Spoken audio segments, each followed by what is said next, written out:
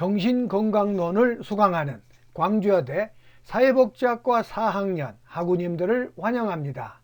이 시간은 5주차 비대면 수업 1강 시간입니다. 지난 4주차 3강 시간에 제4장 정신장애 1, 제3절 외상 후 스트레스 장애와 관련된 장애의 가로 2번 급성 스트레스 장애까지 학습하였습니다. 5주차 1강 시간은 가로 3번 적응장애부터 학습하겠습니다. 가로 3번 적응장애를 학습합니다. 첫째, 정의. 외상 스트레스로 인하여 겪는 반응으로 고통스러운 감정적 그리고 행동적 증상을 경험하는 경우에 스트레스 사건이 시작한 지 3개월 이내에 발달합니다. 불쾌한 일을 겪으며 화가 나고 당황하며 우울한 기분이 드는 것은 일반적일 수 있으나 사회적, 학업적, 직업적으로 어려움을 겪게 될 때 적응장애라 할 수 있습니다. 둘째, 증상 및 특징. 원인으로 외상 사건이 아닌 주요 생활 사건은 적응장애를 유발합니다. 예를 들어 실직, 시험의 실패, 사업 실패나 재정 악화, 갑작스러운 실연, 이혼, 상급 학교로의 진학이나 전학, 결혼이나 부모가 되는 것, 은퇴 또는 정년퇴직 등에 다양합니다. 부적응 증상으로는 우울한 기분, 불안, 품행 문제, 과도한 음주나 폭력적 행동 등이 되겠습니다. 아동기에는 신체적 증상이 동반될 수 있으며 청소년의 경우에는 무단결석, 거짓말, 폭행 등 비행 행동으로 나타날 수 있습니다. 유병률은 일반적으로 정신건강의학과를 방문하는 외래 환자의 5에서 20%가 해당되며 적절한 치료가 이루어지면 애후가 좋은 편입니다. 셋째, 치료입니다. 개인 및 집단 정신치료와 약물치료가 도움이 될 수 있고 특히 스트레스 요인이 지속되는 경우를 제외하면 심리적 치료가 가장 적절하며 제외되지 못하면 스트레스 상황에 적응할 수 있도록 실질적인 수단을 제공하는 것이 도움이 됩니다. 또한 스트레스 요인에 대한 반응을 개선하고 부정적인 행동을 변화시키는 방향으로 개입하는 것이 좋습니다. 제4절 신체형 장애를 학습하겠습니다. 가로 1번 신체화 장애. 첫째, 정의. 임상적으로 여러 가지 신체적 증상을 반복적으로 호소하지만 증상이 객관적으로 설명되기 어렵고 원인이나 소인을 찾을 수 없습니다. 의학적으로 신체적 질병이 발견되지 않는데 본인은 신체적 증상을 호소하는 것이며 40에서 50대 중년 여성에게 나타나는 화병도 대표적 신체화 장애 중에 하나입니다. 신체적 증상은 다양한 부위의 통증, 위장계통의 증상, 성적 증상, 그리고 가성 신경학적 장애가 혼합되어 있는 것이 특징인데 이를 설명해낼 수 있는 객관적인 원인은 없습니다. 둘째, 발병 시기, 경과 양상 및 증상, 그리고 유병률입니다. 온셋, 최초의 증상은 청소년기에 시작해서 보통 30세 이전에 시작됩니다. 경과 양상, 자연적으로 회복되는 경우는 드물고 만성적 과정을 거치는 것입니다. 증상으로 신체의 다양한 부위의 통증, 위장계통, 성적 증상 등으로 나타나고 유병률은 남성의 경우 0.2%, 여성의 경우는 0.2에서 2%로 월경불순이 가장 초기에 나타나는 증상이고 성적 증상은 흔히 가정불화와 관련됩니다. 셋째, 치료. 약물치료와 정신치료의 대부분 일시적인 증세의 완화를 보이나 환경과 환자의 성격이 밀접하게 연관되어 있어 만성화되기 쉽습니다. 주로 신뢰를 기반으로 한 공감적 관계를 제공하는 지지적 심리 상담을 통해서 관리해주는 치료 전략이 효과적이며 동시에 환경적 개입으로 가족치료, 환경조정 등과 인지치료를 통한 의식의 전환을 추구합니다. 가로 2번 전환장애를 알아보겠습니다. 첫째, 정의. 심리적 갈등에 의하여 뚜렷한 감각기능의 장애나 근육운동 기능에 극적인 기능 상실을 일으키는 병으로 여성들에게 특히 많습니다.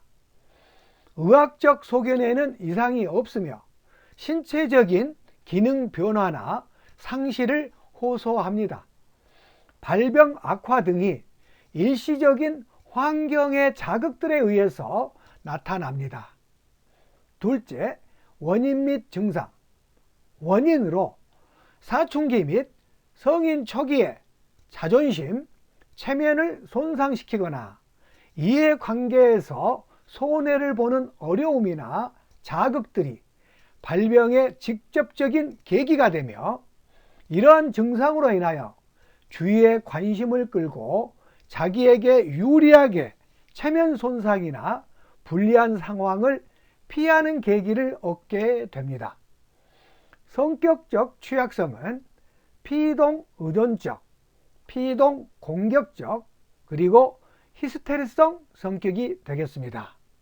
증상으로 첫째, 운동장애로 손발이 떨리거나 전신이 떨리거나 마비가 되며 경련을 일으켜 쓰러집니다. 둘째, 감각기관 장애로 피부의 감각 마비로서 무릎 이하에 감각이 없다고 호소하나 신경에 분포와는 일치하지 않은 증상을 보입니다. 두 가지 증상이 동반되거나 독자적으로 나타날 수 있습니다. 셋째, 경과 및 치료. 경과는 대개 급작스럽게 발생했다가 치료를 하지 않아도 곧 해소되며 증상의 회복은 빠르더라도 자주 재발하여 생활에 지장을 초래합니다. 치료 전략으로 일반적 지침으로는 증상이 생김으로 인해 얻을 수 있는 2차적 이득을 차단함과 동시에 면담을 통해서 문제를 파악하고 마음의 갈등을 풀어주는 것이 중요합니다. 적절한 시기에 증상을 완화시킬 목적으로 사용하는 약물요법은 일시적으로 효과를 볼 수 있습니다. 개인 심리 상담과 집단 치료가 도움이 되고 어린아이의 경우는 놀이요법이 효과가 있는 것으로 알려져 있습니다.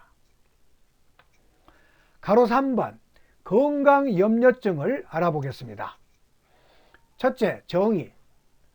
신체적 증상이나 기능에 대해 잘못된 해석을 근거로 비현실적으로 자신이 중병을 가지고 있다는 공포나 믿음에 사로잡혀 있는 상태로서 지극히 정상적이라는 의학적 설명에도 불구하고 자신에게 병이 있다는 비현실적인 믿음이나 공포는 지속되어서 사회적, 직업적 생활에 어려움이 나타나는 경우가 되겠습니다.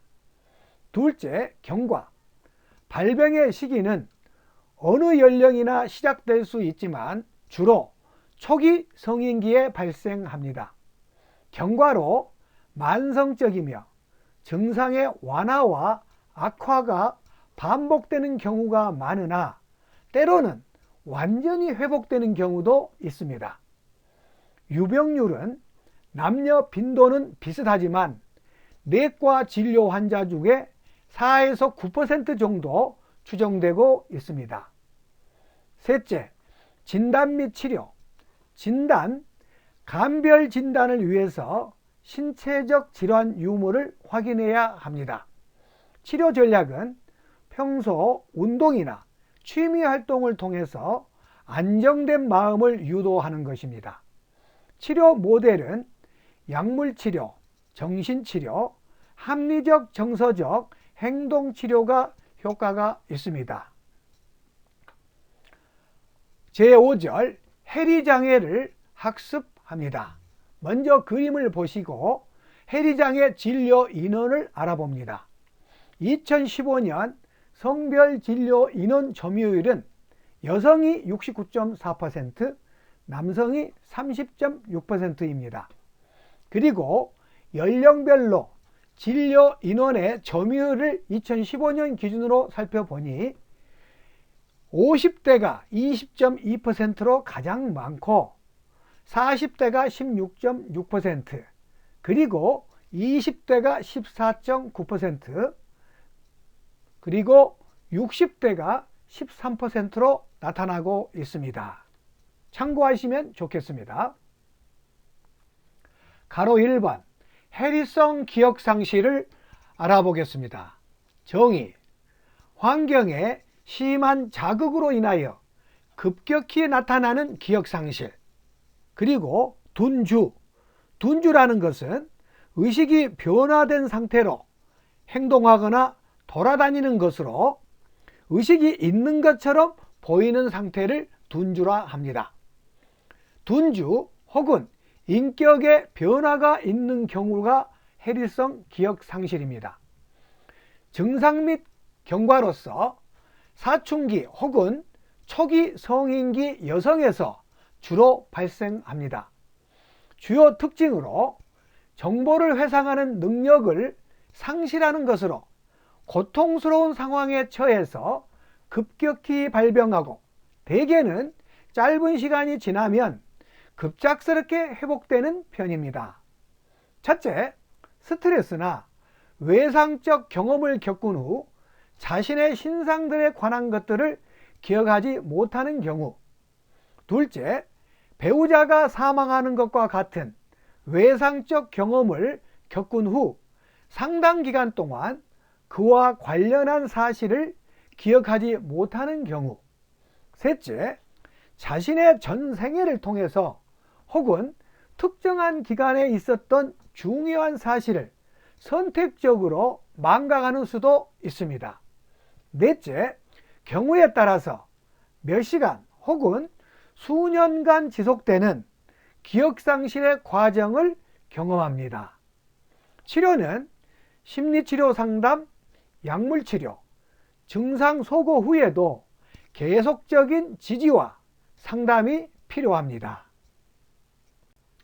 해리성 기억상실의 사례를 살펴보겠습니다. L양은 35세의 미혼 여성으로 밤중에 거리를 돌아다니다가 경찰에 의해 발견됩니다. L양은 자신의 이름을 기억하지 못하였고 자기가 지금 어디에 살고 있는지도 기억을 하지 못하였습니다.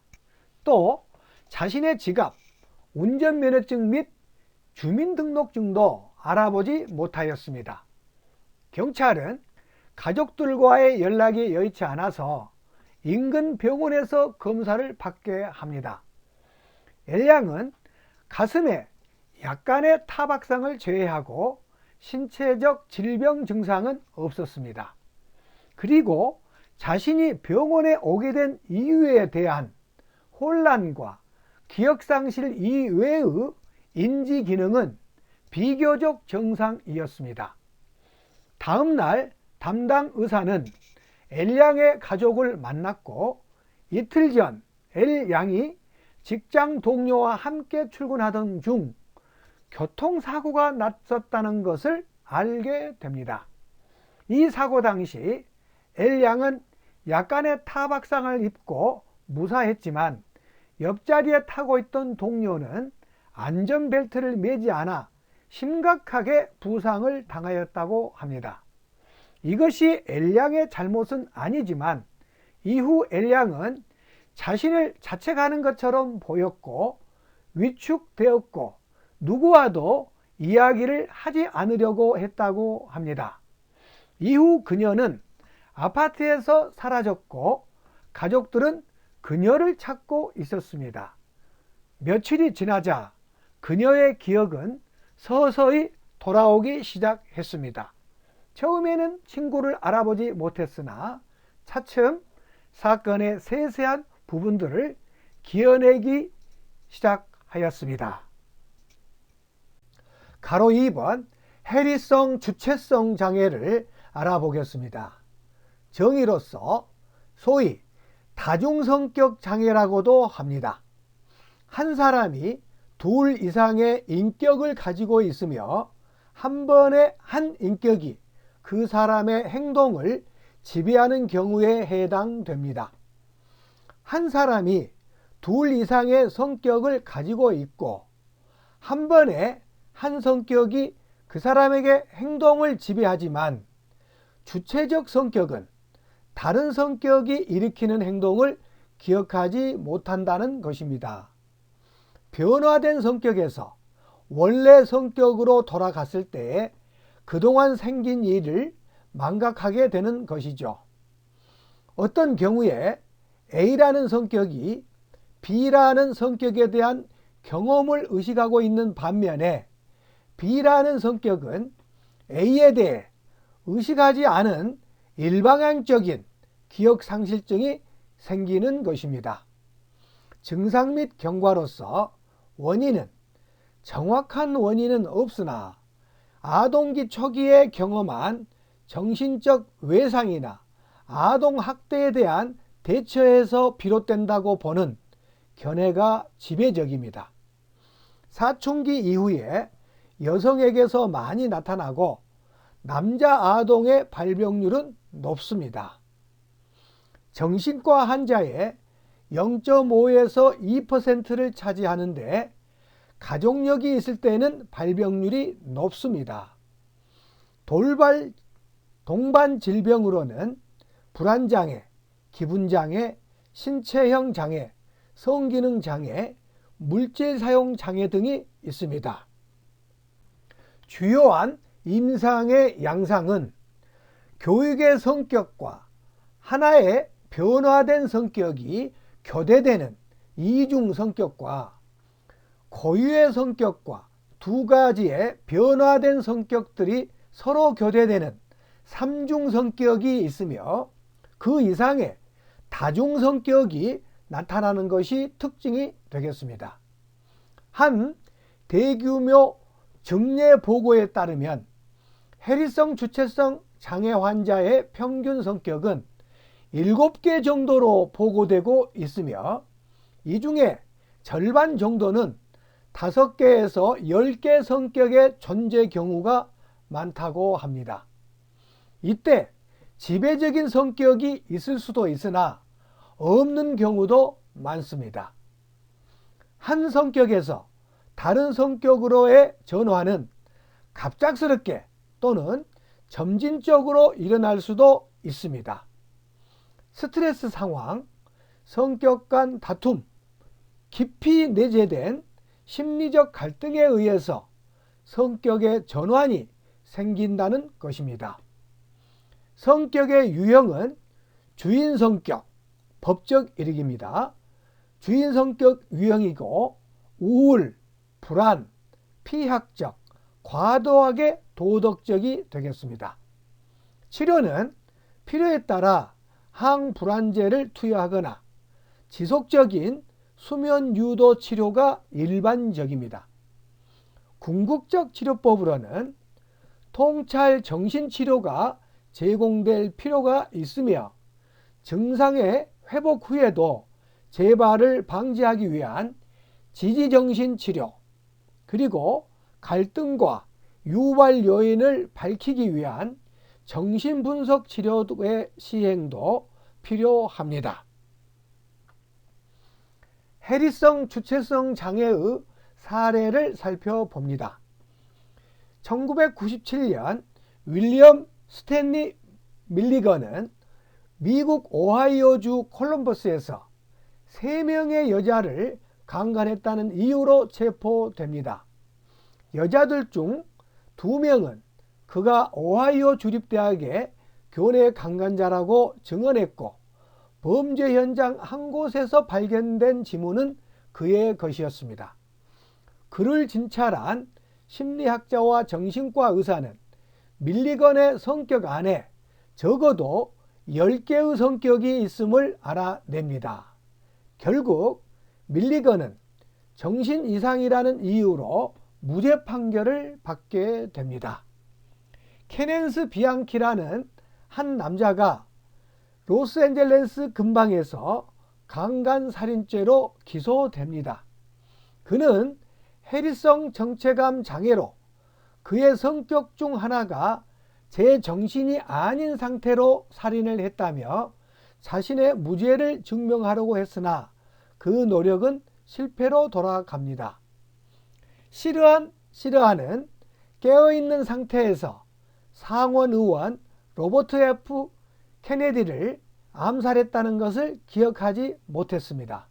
그러나 최면하에 흥분된 상태에서는 자신이 케네디를 죽였다는 것을 기억했고 암살 장면을 재현하기까지 했습니다. 가로 3번 이인성 장애 또는 비현실감 장애를 알아보겠습니다. 정의로서 자신에 대하여 비현실적이고 이상한 감각을 느끼는 증상을 보이며 일시적으로 자신의 현실 감각이 상실되는 장애를 말합니다.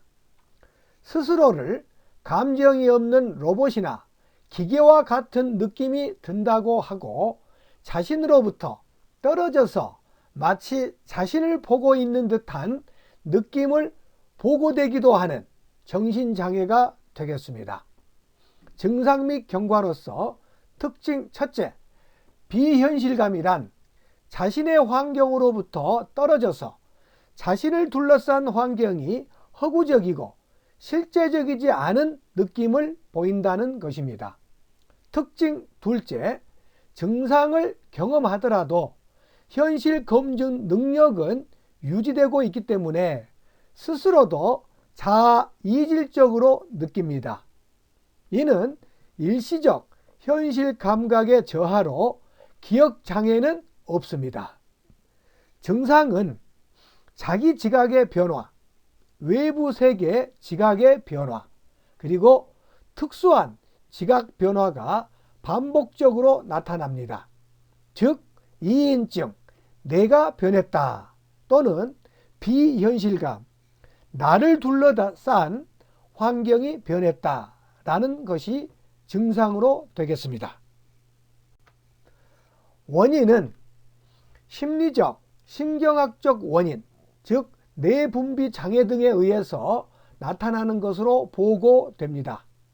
주요 요인은 뇌전증, 뇌종양, 감각 박탈, 감정적 외상, 우울과 불안, 심한 스트레스입니다. 심리적 측면에서의 원인은 아주 어려운 환경에 처해서 통상적인 수단으로 극복하지 못할 경우 비상수단을 동원하여 현실을 부정하는 그 과정에서 나타나는 이인증 현상과 관련됩니다.